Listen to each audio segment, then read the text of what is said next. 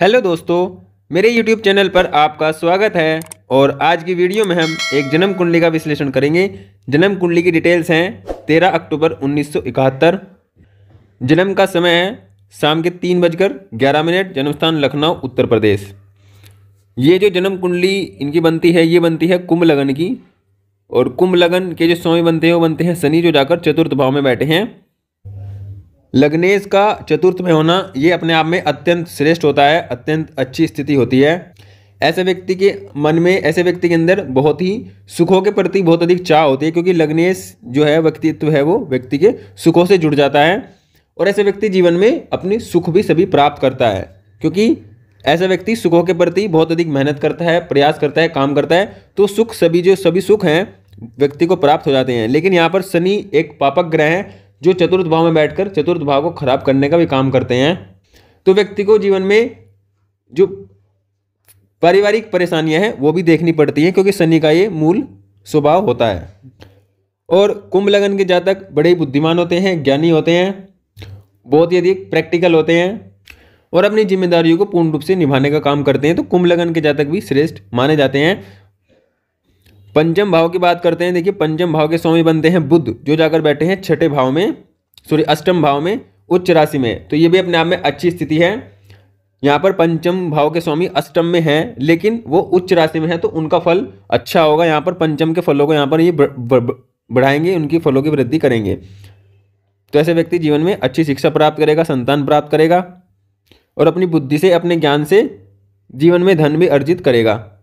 नवम भाव की बात करते हैं। देखिए, नवम भाव का स्वामी बनते हैं शुक्र, जो नवम भाव में बैठे हैं। ये अपने आप में एक अच्छी स्थिति है, क्योंकि नवम भाव का स्वामी नवम में है। तो ऐसे व्यक्ति को भाग्य का साथ भी मिलेगा, व्यक्ति के सभी काम होंगे जीवन में, व्यक्ति धार्मिक भी होगा और व्यक्ति को पिता का सुख भी मिलेगा। और ऐसे व्यक्ति श्रेष्ठ धनवान, क्योंकि शुक्र जो होता है वो धन का कारक होता है, सुखों का कारक होता है। शुक्र का मतलब होता है कि सभी सुख। तो इसका मतलब है कि ऐसे व्यक्ति के भाग्य में सभी प्रकार के सुख होते हैं, क्योंकि जो भाग्य में शुक्र जैसा ग्रह बैठा है, तो ये अपने आप में बहुत ही अत्यंत श्रेष्ठ स्थिति कुंडली में मानी जाती है। यहाँ पर देखिए, लग्नेश, पंचमेश और नवमेश तीनों ही अच्छी अवस्था में हैं।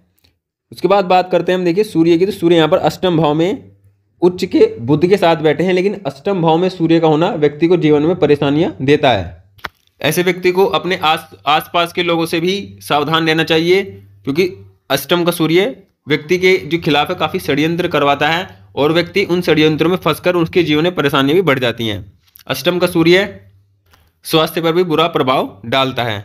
और यहाँ पर देखिए, सप्तम के स्वामी होकर सूर्य अष्टम में है, तो ये इस बात को दिखाता है कि व्यक्ति के जो ससुराल पक्ष है उससे भी संबंध यहाँ पर बहुत श्रेष्ठ नहीं होंगे, क्योंकि सूर्य जहाँ पर बैठते हैं उस भाव से व्यक्ति के संबंधों को अलग कर देते हैं, दूर कर देते हैं। यहाँ पर सप्तम भाव जीवन साथी का होता है और सप्तम भाव का स्वामी अष्टम में है, तो जीवन साथी के स्वास्थ्य में भी यहाँ पर समस्या दिखाई पड़ती है। तो इस प्रकार की समस्या, मान सम्मान की समस्या भी कभी कभी व्यक्ति को जीवन में अपमान की स्थिति देखनी पड़ सकती है। तो सूर्य यहाँ पर समस्या जरूर देते हैं अष्टम भाव में, धन भी देते हैं लेकिन समस्याओं के साथ देते हैं। अब बात करते हैं हम देखिए दूसरे और 11वें भाव के स्वामी की। यहाँ पर दूसरा भाव होता है धन का, 11वां होता है लाभ का, दूसरा होता है पैतृक संपत्ति का, 11वां होता है इनकम का, दूसरा भाव होता है व्यक्ति के परिवार का, 11वां घर होता है व्यक्ति के बड़े भाइयों का, बड़े भाई बड़े बहन का। तो देखिए, दूसरे का स्वामी यहाँ पर दशम में है, 11वें का स्वामी यहाँ पर दशम में है, मतलब दूसरे और 11वें का स्वामी केंद्र में बैठा है। तो ये अपने आप में एक अच्छी स्थिति है। ऐसा व्यक्ति कैसी भी स्थिति में हो, अपने जीवन में बहुत श्रेष्ठ मेहनत करके, बहुत श्रेष्ठ धन कमा के, मेहनत करने के बाद व्यक्ति बड़ा आदमी जरूर बनता है। बड़ा आदमी मतलब धनवान और मान सम्मान वाला जीवन प्राप्त करने वाला होता है, क्योंकि दूसरे का स्वामी, एकादश का स्वामी जब केंद्र में बैठता है या दशम में बैठता है, दूसरे का संबंध जब दशम से होता है, ये अपने आप में बहुत श्रेष्ठ स्थिति होती है। ऐसा व्यक्ति 100% धनवान बनता है और सभी सुखों को प्राप्त करता है, जीवन में सभी अपनी इच्छाएं पूरी करता है और जीवन में किसी प्रकार की व्यक्ति की कमी नहीं रहती। लेकिन शुरुआती जीवन व्यक्ति के संघर्ष वाला होता है। लेकिन इसका मतलब यह है कि दूसरे का स्वामी दशम में है, तो ये 100% व्यक्ति को धनवान बनाता है। तो ये अपने आप में धन के दृष्टिकोण से ये बहुत अच्छी स्थिति है, क्योंकि गुरु की दृष्टि स्वयं अपने भाव पर पड़ रही है। तो ऐसे व्यक्ति की वाणी भी बहुत अच्छी होती है। ऐसे व्यक्ति वाणी से भी धन कमा सकता है और ऐसे व्यक्ति अपने व्यक्ति को परिवार का सपोर्ट भी मिलता है, क्योंकि गुरु की दृष्टि परिवार भाव पर पड़ रही है। ऐसे व्यक्ति के देखिए, अगर आप धर्म से जुड़कर काम करते हैं तो भी आपके लिए अच्छा है, और अगर आप ज्ञान से संबंधित काम करते हैं, ये भी आपके लिए अच्छा है। मतलब दसम भाव में गुरु का होना अच्छा है, और गुरु अपने घर को भी देख रहे हैं, दूसरे घर को, मतलब मीन राशि के घर को, तो ये भी अपने आप में अच्छी स्थिति होती है।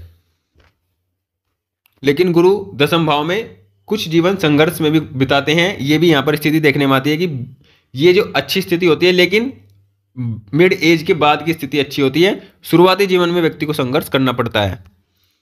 यहाँ पर देखिए दसम भाव के स्वामी बनते हैं मंगल, जो जाकर बैठे हैं 12 भाव में उच्च राशि में। तो ये अपने आप में श्रेष्ठ है कि दसम भाव, क्योंकि दसम भाव कुंडली का सबसे महत्वपूर्ण भाव होता है, और जब दसम भाव के स्वामी उच्च राशि में होता है तो ये अपने आप में एक अच्छी स्थिति बन जाती है। ऐसा व्यक्ति अपने कर्म से, अपने ज्ञान से, अपनी मेहनत से जीवन में अच्छा काम करता है और मान सम्मान प्राप्त करता है, जीवन में धन प्राप्त करता है। और दसम भाव का स्वामी उच्च में हो तो ऐसा व्यक्ति किसी उच्च पद पर भी जा सकता है। तो ये अपने आप में एक अच्छी स्थिति है। लेकिन ये 12वें घर में बैठे हुए हैं, तो 12वें घर का मतलब है कि ऐसे व्यक्ति विदेश से जुड़कर काम करे, घर से दूर रहकर काम करे, तो उसको अत्यंत श्रेष्ठ सफलता मिलने के योग बनते हैं। जब व्यक्ति की स्थिति ऐसी होती है कुंडली में, जब दसम भाव का स्वामी 12वें में उच्च का होता है, तो घर से दूर जाकर, विदेश में जाकर व्यक्ति को अत्यंत श्रेष्ठ धन प्राप्त होता है। यहाँ पर देखिए चंद्रमा छठे भाव में खुद की राशि में है, तो ये अपने आप में अच्छी स्थिति है कि छठे भाव का स्वामी छठे भाव में ही है। देखिए सप्तम का स्वामी अष्टम में है, ये इस बात को दिखाता है कि व्यक्ति को बिजनेस नहीं करना चाहिए, और छठे भाव का स्वामी छठे में ही है, तो इस बात को दिखाता है कि व्यक्ति जीवन में नौकरी से धन कमा सकता है और अच्छी नौकरी प्राप्त कर जीवन में अच्छे सुखों को पा सकता है। लेकिन यहाँ पर चंद्रमा केतु के साथ में है, तो ये मानसिक तनाव की स्थिति को देने का काम करते हैं। व्यक्ति सोचता बहुत रहता है। चंद्र केतु की युति में होता है कि ऐसा व्यक्ति बहुत सोचता है अपनी पास्ट में क्या होना था, कैसे होना था, इस तरह की स्थिति को सोचता है और फ्यूचर की स्थिति को भी सोचता रहता है। प्रेजेंट में ऐसा व्यक्ति बहुत कम जीता है, लेकिन ऐसे व्यक्ति की इंट्यूशन पावर अच्छी होती है।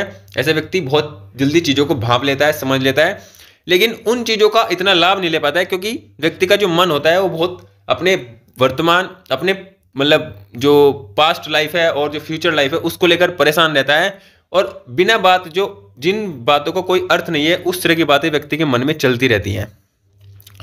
तो ये स्थिति यहाँ पर होती है जब चंद्रमा केतु के साथ होते हैं। लेकिन यहाँ पर चंद्रमा बली अवस्था में है, अच्छी अवस्था में है, अपने खुद के घर में है, तो ये कहीं ना कहीं व्यक्ति को मानसिक रूप से राहत देने का काम करेंगे। लेकिन केतु के साथ है तो ये समस्या रहेगी। इसका इलाज ये है कि व्यक्ति मेडिटेशन करे, ध्यान लगाए, शिव जी की आराधना करे, तो इस चंद्र केतु की युति का जो मन पर बुरा प्रभाव पड़ता है वो कम हो जाता है। तो ये सभी ग्रहों की स्थिति कुंडली में है। ग्रहों की स्थिति को नवमांश कुंडली में भी एक बार देखते हैं कि कैसी स्थिति है। देखिए नवमांश कुंडली में बात करते हैं तो सूर्य यहाँ पर खुद की राशि में है, मंगल सूर्य के साथ है, मतलब मंगल भी सिंह राशि में है, सूर्य भी सिंह राशि में है। तो ये इस बात को दिखाता है कि सूर्य कहीं ना कहीं व्यक्ति को सपोर्ट करने का काम करेंगे, लेकिन वो लगन कुंडली में अष्टम में है, तो जो अष्टम के प्रभाव होंगे वो भी व्यक्ति को देंगे। लेकिन नवमांश कुंडली में अपनी राशि में है, तो उन प्रभावों को देने के बाद भी व्यक्ति को जीवन में अच्छा मान सम्मान प्राप्त होगा।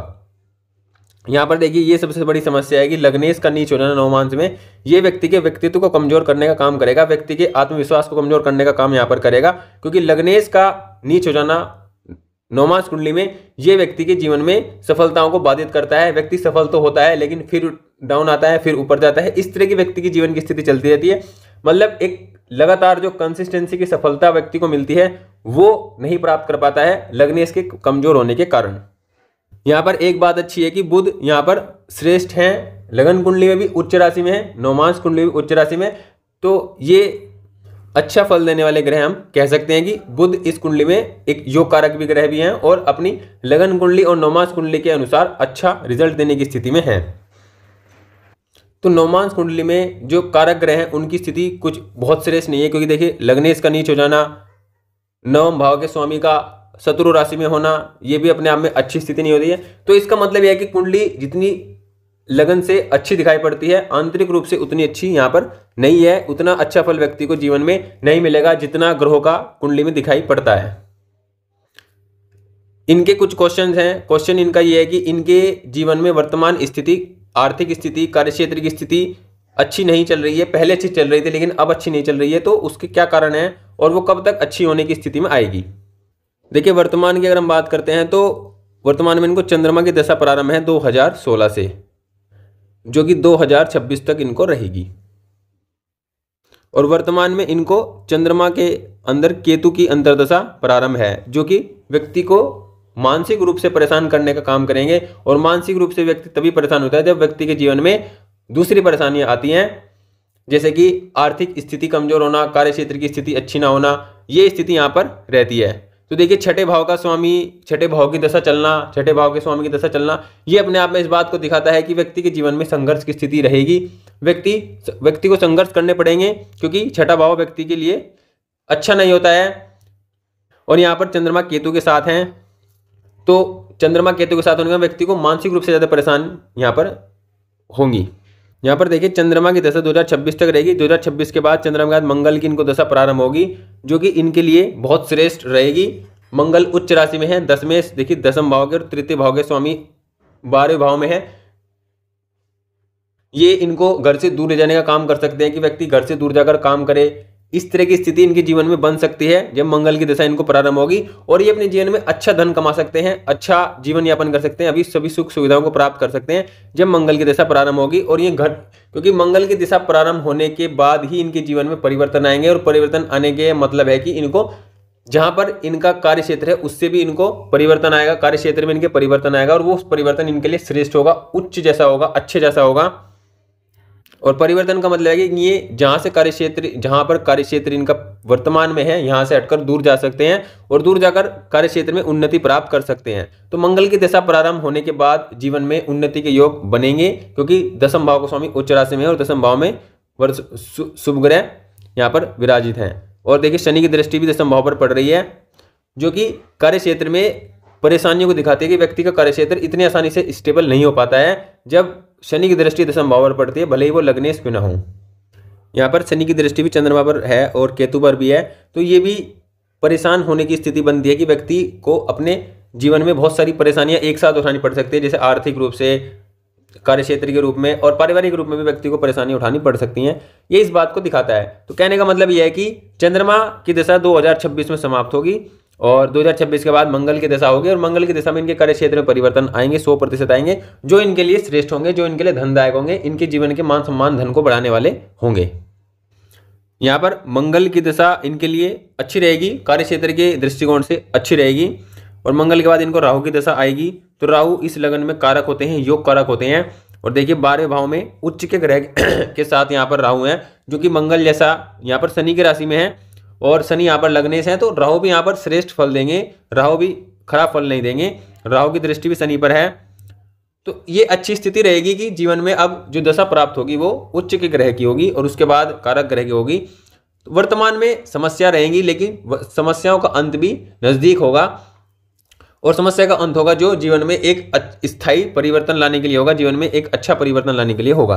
यहाँ पर देखिए जीवन की अगर हम बात करते हैं तो चतुर्थ भाव का स्वामी नवम में है, खुद की राशि में है, त्रिकोण में है, नवम भाव में है। ये अपने आप में दिखाता है कि व्यक्ति जीवन में भूमि भवन वाहन का सुख प्राप्त करेगा या हर प्रकार के सुख प्राप्त करेगा जो भी वह जीवन में चाहता है, क्योंकि जो सुख भाव का स्वामी है वो नवम भाव में खुद की राशि में है। ये अपने आप में अत्यंत श्रेष्ठ स्थिति है। और चतुर्थ में शनि इस बात को दिखाते हैं कि व्यक्ति की भौतिक जो इच्छाएं होती है वो सभी पूरी होती है, जैसे भूमि भवन वाहन, एक से अधिक वाहन का योग भी शनि चतुर्थ भाव में बनाते हैं।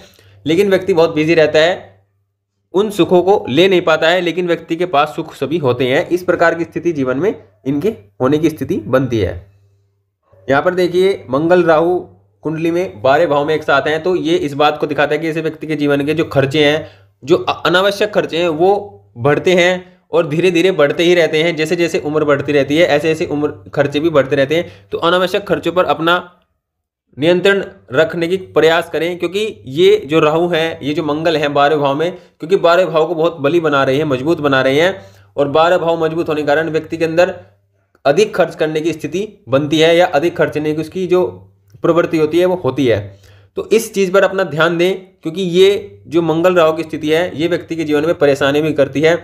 जीवन में कोर्ट कचहरी के फैसले, कोर्ट कचहरी से रिलेटेड मामले भी दे सकती है। और जीवन में दवाई, हॉस्पिटल खर्चे, इस तरह की जो खर्चे हैं इन पर भी व्यक्ति के जो खर्चे बहुत अधिक होते हैं, ये समस्या व्यक्ति के जीवन में रहती है।